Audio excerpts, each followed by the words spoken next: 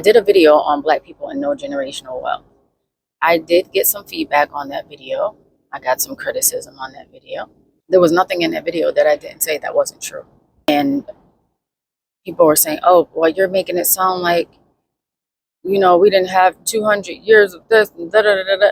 Listen, we can sit and talk about that stuff all the time, which is always talking about how we were told to pull ourselves up by the bootstraps.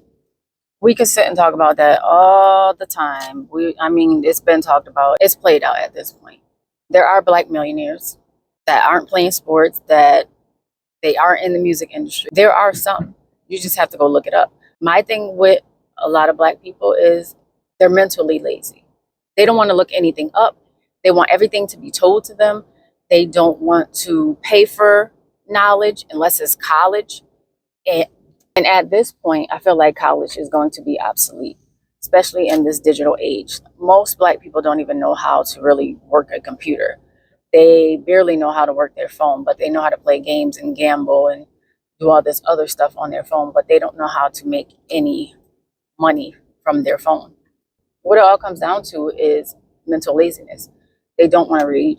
Little Black boys, their highest reading level is 4th grade. Majority of the time, the girls are outranking them, but even their reading levels aren't that great. And now we have this big issue with the president getting rid of the Department of Education when the Department of Education is not educating our children. If you're not doing things with your children at home, they're behind, way behind. And that's a whole different story for a different day, because I worked in the school system, so I know what it is. I've seen what it is. When it comes to generational wealth, everybody always has this excuse with Black people can't get along. Black people can't get along. There's too many chiefs and no Indians, because most of the time, Black people go off their emotions. And that's why it's so easy to get Black people emotionally riled about the stuff that the president is doing. When if you really read and didn't watch the news all the time and really read the things that most of these presidents were doing, it was never in the favor of Black people or the people, because no one wants to read. All you're doing is listening to what people are saying on the internet. You don't do any research for yourself. And then you want to complain and whine about why things are the way they are, because you don't read, because you don't research yourself, because you want everything handed to you. Nothing has ever been handed to us, so why do you expect it now? Help me understand that. So when it comes to Black people and no generational wealth, right now we're in a digital age. This is a recession. It's about to turn into a depression. Millionaires were made at those times.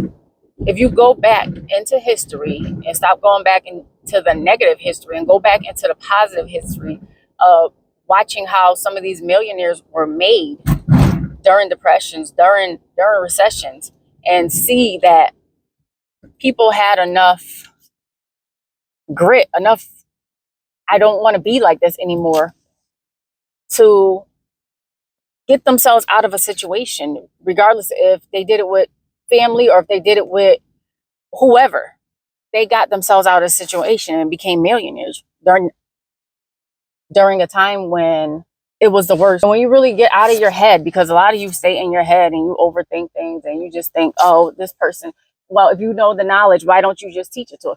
Because you won't even pick up a book on your own. You think if somebody was going to teach something to you, you're going to, I'm going to learn what this person is telling me on the strength of it being free. Like, come on, you pay attention. That's what a lot of people say. You pay attention. And a lot of y'all ain't paying attention to what's really going on anyway. When it comes to Black people and generational wealth, a lot of you sit on the business ideas you have. You talk about what you're going to do and you never do it.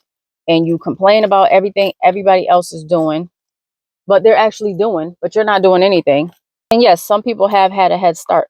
But with this digital age, And some of you probably even think like, oh, I'm not buying any digital stuff. That's a scam. Everything is a scam to y'all.